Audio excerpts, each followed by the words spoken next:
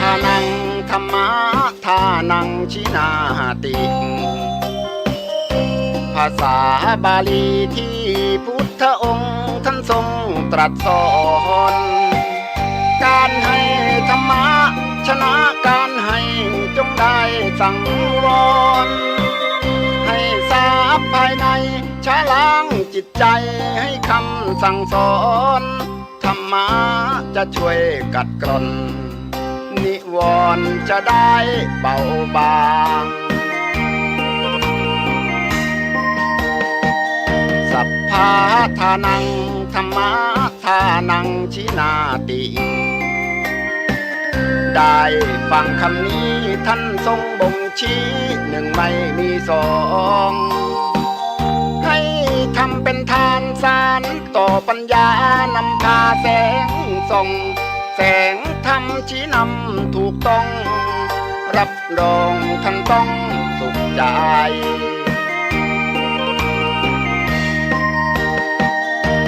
โลภโกรธหลง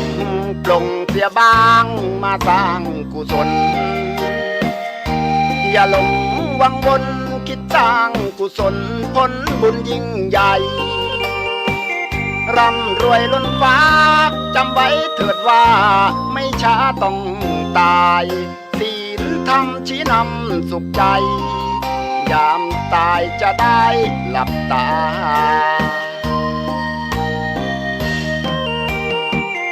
สัพพะทานังธรรมะทานังชินาติได้ฟังเพลงนี้เชิญเถิดน้องพี่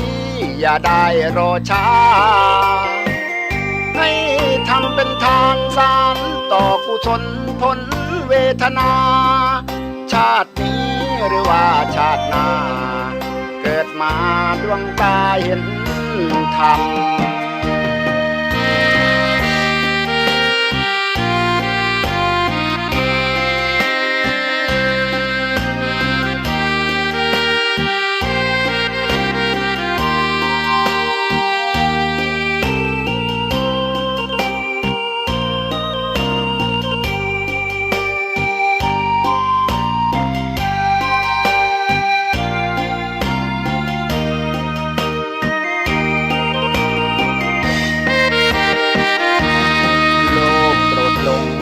ลงเสียบ้างมาสร้างกุศล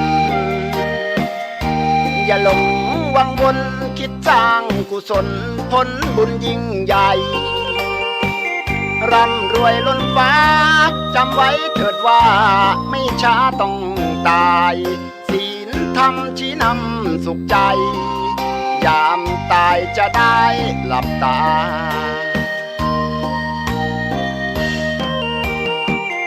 สัพพะทานังธรรมะทานังชินาติได้ฟังเพลงนี้เชิญเถิดน้องพี่อย่าได้รอช้าให้ทำเป็นทานสารต่อกุศลผลเวทนาชาตินี้หรือว่าชาติหน้าเกิดมาดวงตาเห็นธรรม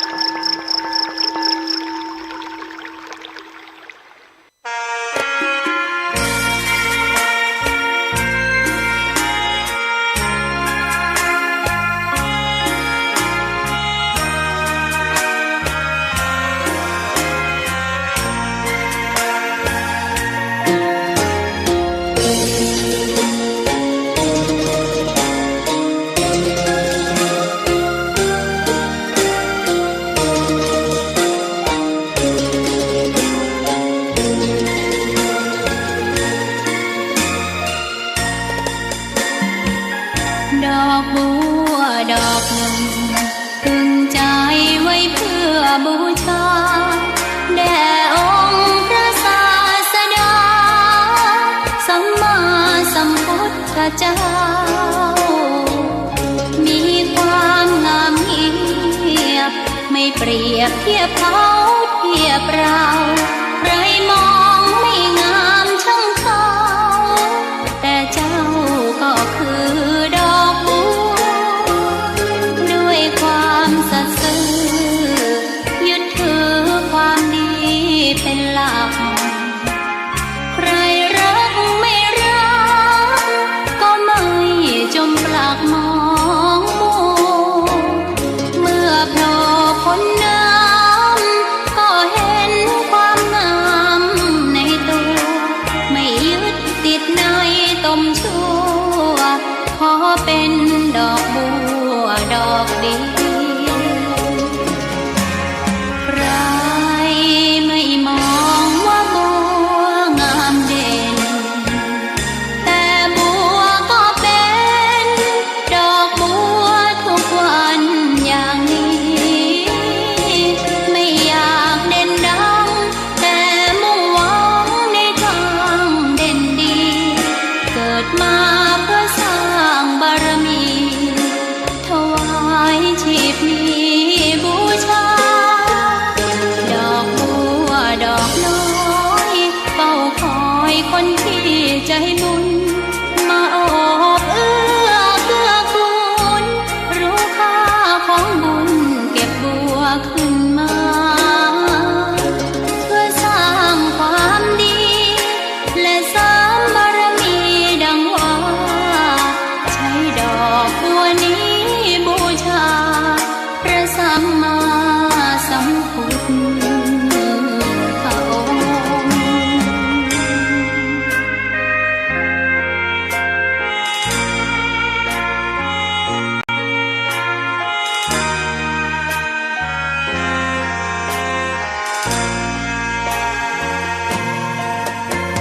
ใครไม่มองว่าบัวงามเด่นแต่บัวก็เป็นดอกบัวทุกวันอย่างนี้ไม่อยากเด่นดังแต่มุ่งหวังในทางเด่นดีเกิดมาเพื่อสร้างบารมีถวายชีพนี้บูชาดอกบัวดอกน้อยเฝ้าคอยคนที่ใจบุญมาโอบเอื้อเกื้อกูลรู้ค่าของบุญเก็บบัวขึ้นมาเพื่อสร้างความดีและสร้างบารมีดังว่าใช้ดอกบัวนี้บูชาพระสัมมาสัมพุทธพระองค์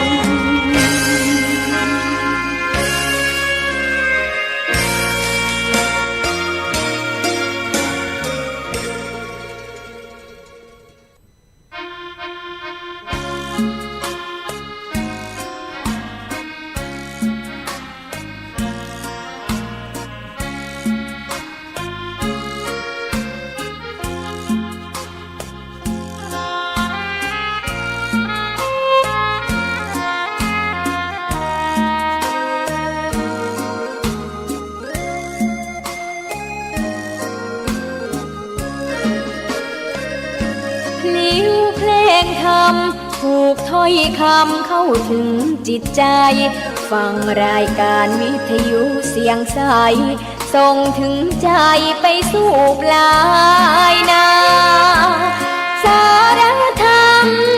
น้อมนำมองพระศาสดาบอกผู้คนทั่วลาหันมาเข้าวัดฟังธรรมคลื่นเสียงนี้เป็นคลื่นธรรมะจากใจส่งถึงบ้านไกลบ้านไกลฟังได้สุขใจล้ำยามดึกดื่นค่ำคืนมีงานต้องทำเป็นคลื่นสารธรรมเน้ น้นย้ำธรรมะเพื่อนใจเสียงคลื่นธรรมบอกหลักธรรมให้คลายความเหงาฟังเสียงธรรมะเบาเบาบอกเล่าถึงคนบ้านไกลสื่อธรรมะบอกลดละระหว่างด้วยใจสื่อไปถึงสวงในเข้าใจหลักธรรมหลักดีพลิ้วเพลงธรรมผูกสัมพันธ์จิตใจร่าเริงฟังสาระธรรมะบันเทิงรื่นเริงในชีวิตยามวันว่างเดินทางไปเยี่ยมสถานีนัดพบกันน้องพี่วันนี้วันดีวันเสาร์สวดมนต์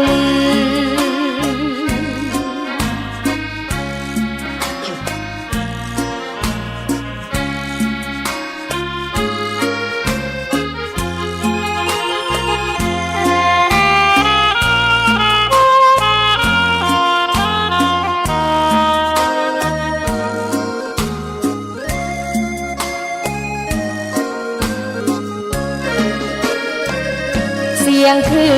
นธรรมบอกหลักธรรมให้คลายความเหงาฟังเสียงธรรมะเบาเบาบอกเล่าถึงคนบ้านไกลสื่อธรรมะบอกลดละระหว่างด้วยใจสื่อไปถึงสวงในเข้าใจหลักธรรมหลักดีเพลงธรรมผูกสัมพันธ์จิตใจร่าเริงฟังสาระธรรมะบันเทิงรื่นเริงในชีวิตยามวันว่างเดินทางไปเยี่ยมสถานีนัดพบกันน้องพี่วันนี้วันดีวันเสาร์สวดมนต์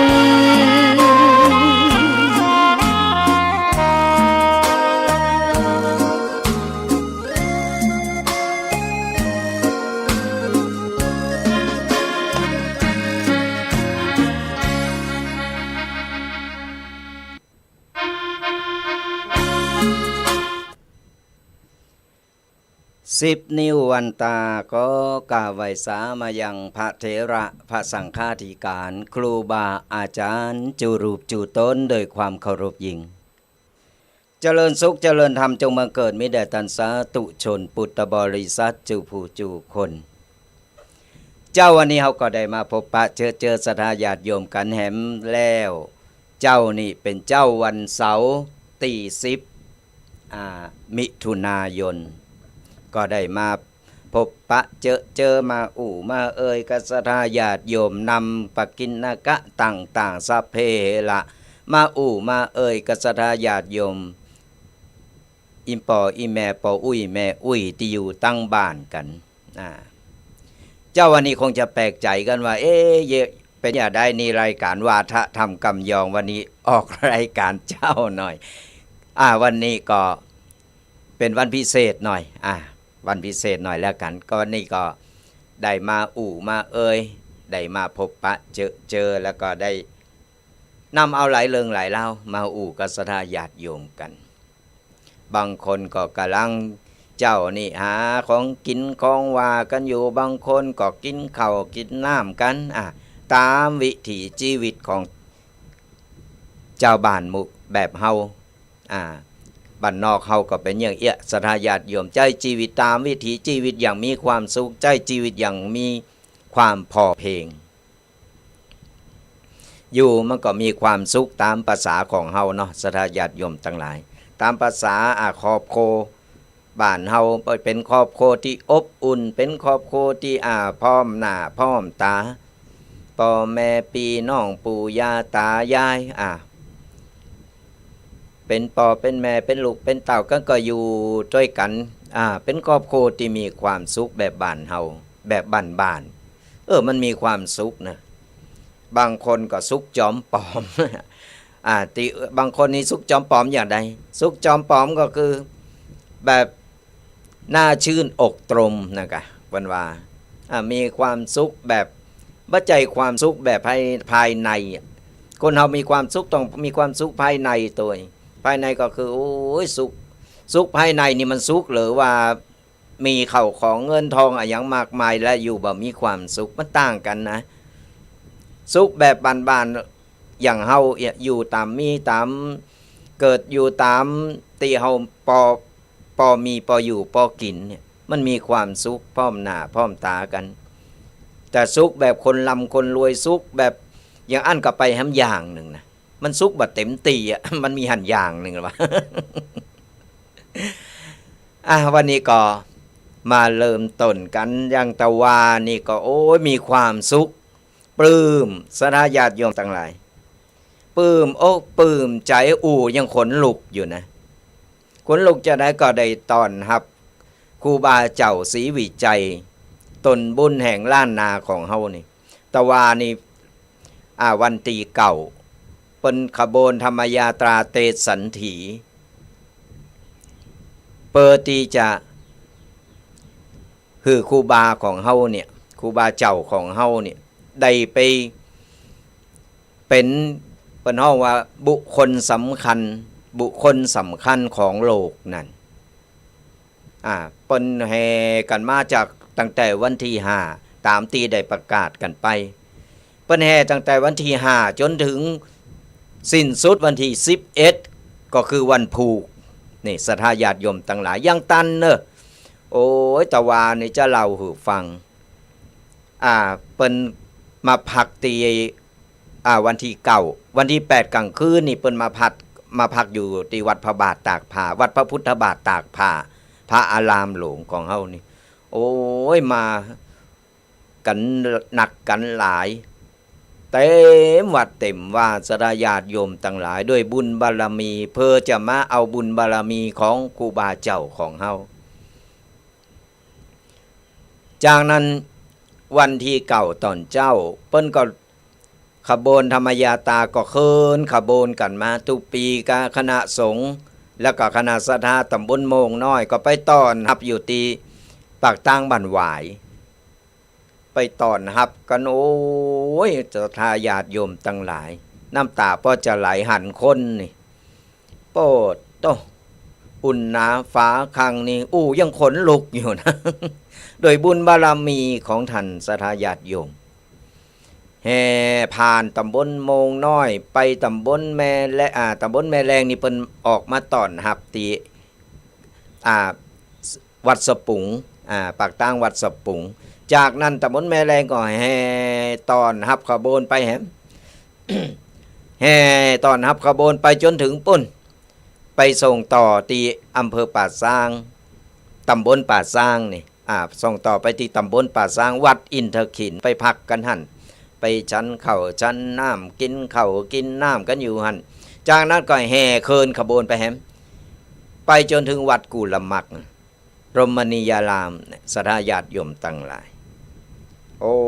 ยพอเฟซบุ๊กกะพอตั้งใดนี่มีตึงข่าวมีก็ข่าวของครูบาเจ้าของเฮาโปรดโตมันถึงไปจังใดนี่พอหารถพร้อมปะศรัทธาญาติโยมกลางถนนนี่มีกับผู้คนแห่ตอนหับกันไปเป็นตอนไปเจ้าวันนี้ตรงกับวันที่10วันนี้ก็สัก8 โมงเกิงกันตอนนี้ก็ล่างเคินขบวนกันศรัทธาญาติโยมทั้งหลายกำลังเคินขบวนกันไปก็เพื่อที่จะเคินขบวนไปตีวัดจามเทวีศรัทธาญาติโยมทั้งหลายในกำหนดการนะอาจจะขาดเคินกันไปในกำหนดการจะเข้าสู่วัดจามเทวีประมาณเวลา8 โมงเกิงแต่ตอนนี้ก็กำลังแห่แหนแต่กำลังเคินขบวนกันไปไอ้จังฟ้อนก็ฟ้อนไผมีไอ้หยังก็ออกมางัดออกมาหูมด งัดออกมาโชว์มาฟ้อนมาแสดงความยินดีแสดงความปราบปลื้ม จังฟ้อนก็ฟ้อนไปหมู่ก้องหมู่กองก็แห่แหนเต้นแต่โตยไปโอ้กำหนดการจะถึงตีวัดจามเทวีเวลา8 โมงครึ่งแต่อาจจะขาดเคินกันไปเพราะว่าขบวนนี่มันจะขึ้นชื่อว่าขบวนนี่มันไปเร็วมันตึงบ่ได้ มันตึงก้อยๆไปเว้นหือรถไปพองซัมเตอร์ก็หือคนโตยขบวนผ่าน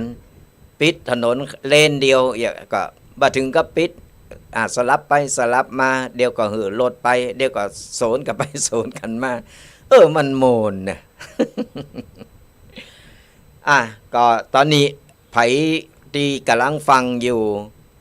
หันขบวนว่าเคินไปทางใดก็ช่วยรายงานมาตัวเนอะ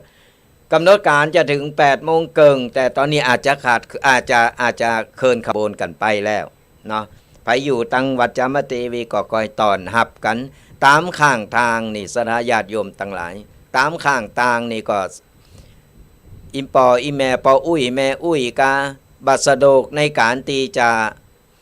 ไปตอนหับตามจุดต่างๆก็หน้าบ้านไผหน้าบ้านมันก็ตีขบวนผ่านเส้นลักนี่นะขบวนผ่านนี่ก็สามารถที่จะไปตอนหับได้สถาญาติโยมทั้งหลายนำเอาขมิ้นส้มปล่อยเอาข้าวตอกดอกไม้เนี่ยรอถ่าอยู่หน้าบ้านท่านขบวนกาผ่านไปเขาก็โปรยดอกไม้เอาบุญบารมีของครูบาเจ้าของเขาเนี่ยเกิดอยู่หน้าบ้านก็ได้สำหรับชุดตีแต่งนี่ประจำเป็นจะต้องเป็นชุดขาวตลอดนะสถาญาติโยมทั้งหลายชุดยังก็ได้แต่ขอให้เป็นชุดตีสุภาพเรียบร้อยไผมีชุดปื้นเมืองโอ้ยยิ่งได้บรรยากาศนะไผมีชุดปื้นเมืองก็ได้ไผมีชุดประจำเผ่าประจำโตก็ได้แต่งไปให้มันสุภาพเรียบร้อยให้มันเข้ากับบรรยากาศครูบาเจ้าของเฮาตอนรับครูบาเจ้าของเฮาหรือว่าไผสะดวกจะใส่ชุดขาวก็ได้เปิ้นก็บ่ห้ามก็สามารถที่จะใส่ได้หมดเอาตีสะดวกแต่ตีแน่ๆคือต้องใส่ใจต้องตั้งใจสถาญาติโยมทั้งหลายเฮาทำบุญเฮาทำอะไรหยังก็ตามนี่ยิ่งบุญใหญ่บุญหลงอย่างอี้นะเฮาต้องพยายามตั้งอกตั้งใจกูสิ่งกูอย่างเฮาละปล่อยวางควางหือหมดมาเอาบุญใหญ่กันมาชมบุญบารมีมาชมหูบเหมือนของครูบาเจ้าของเฮาที่เปิ้นได้เอาแห่ไปโอ้เปิ้นแบกเฉวงไปนี่แบกเป็นตอดเป็นทอนเป็นทอดเป็นทอดไปแต่ละตำบลเปิ้นก็จะหับกันเป็นชุงไปเฮาสะดวกอย่างได้ก็ได้หรือว่าไผสะดวกในการวันนี้บ่สะดวกบ่เป็นหยังปูนไปรอวันสุดท้ายก็ได้วันสุดท้ายวันที่11สถาญาติโยมทั้งหลาย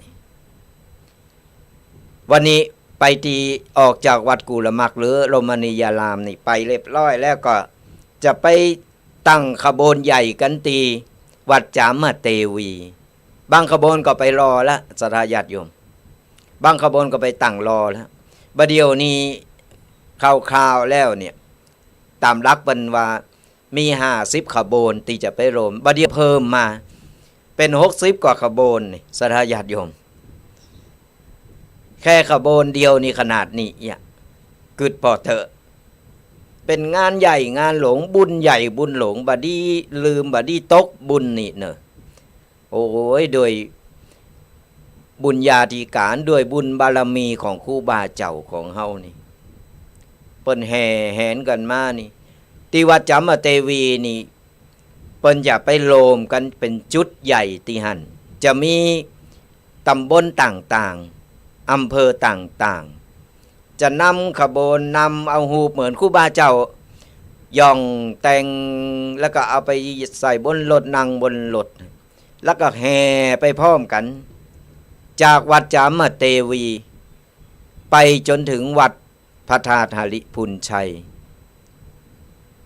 พระอารามหลวงของเฮานี่จะไปจุกันอยู่ที่หันในวันที่11ก็คือวันผูก นี่ก่อนสดาญาติโยมสะดวกตั้งใดหรือพายุไก่บ้านหิมหรือว่าเส้นต่างที่ขบวนจะเคลื่อนผ่านไปก็สามารถนำเอาน้ำเอาของกินเล่นของคบเคี้ยวอะไรยังก็วางหน้าบ้านหือหมู่ขบวนที่เปิ้นเดินขบวนนะเปิ้นก็จะได้ยิบกินได้ที่โอ้เป็นบุญเป็นตานเนอะสดาญาติโยมมาออกโฮงตาลหน้าบ้านโต๊ะเก่าหันก็ได้บางอากาศร้อนๆนี่ส่วนมากนี่ก็น้ำนี่จะขายดีเลยเปิ้นนะ วันก่อนเนี่ยเมื่อวันตะวาเนี่ยตุปีก็ไปตอนรับนี่โปดทุกข้างต่างมีการน้ำมีการขนมนมเนยโปดต่อเต็มข้างต่าง แต่ละตีบ้านน้อยหนาไผ่นะ โปดเอาแต่งโตเหมือนกันเนอะแต่งโตก็แข่งกันอุ้ยวันนี้เป็นวันที่งามที่สุดแน่ไปแต่งไปย่องกันแต่งโตเป็นชุดปื้นเมืองว่ะเป็นชุดประจำเผ่าประจำบ้านชุดจังฟ้อนว่ะนักเรียนก็ออกมาต้อนรับกันวันนี้เพราะฉะนั้นแล้วบัดนี้ลืมกันเนอะวันนี้ก็เดินทางหรือว่าเคลื่อนขบวนไปที่วัดจามเทวีกำหนดการจะถึงเวลา 8:30 น.ตอนนี้ก็อาจจะใกล้ถึงแล้วหรือว่าถึงแล้วก็เดี๋ยวไผ่ฟังอยู่ก็รายงานมาตัว พอดีว่าจะไปโรมก็ติดในการถ่ายทอดในการที่จะมามากับศรัทธาญาติโยมเสร็จงานแล้วก็จะไปโรมอยู่ศรัทธาญาติโยมตึงบัดแล้วใจเถอะยังจะไปโรมอยู่ ในกลางคืนตีวัดจามเทวีในวันนี้ศรัทธาญาติโยมทั้งหลายหลังจากที่ขบวนไปโรมกันเรียบร้อยแล้วเนี่ยก็กลางคืนจะมีการโสดโยโกห้องแล้วก็จะมีการฟังพระธรรมเทศนาที่วัดประจามเทวีนี่มาฟังพระธรรมเทศนาในเรื่องของประวัติของครูบาเจ้าของเฮาแบบท่องแท้เลยตุเจ้าเพื่อก็จะมาเตเล่าประวัติต่างๆเหือศรัทธาญาติโยมประวัติของครูบาเจ้าของเฮาเนี่ยเหือศรัทธาญาติโยมตีฮู้หรือว่ายังบ่ฮู้หรือฮู้บ่หมดก็จะได้ไปฟังเทศฟังธรรมกันตอนเจ้าตีวัดจามเทวีก็จะมีการทำบุญตักบาตรแล้วก็ทักษิณานุปทานกับครูบาเจ้าของเฮานะหลังจากตีตอนเจ้า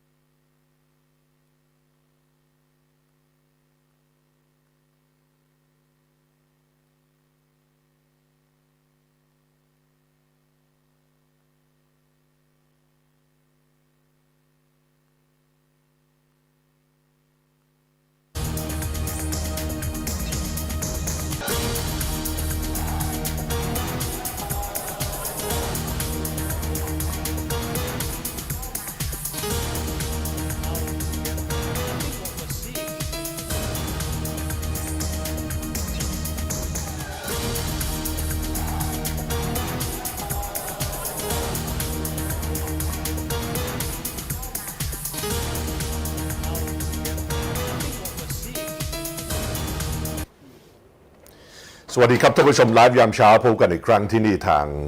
Voice TV นะครับ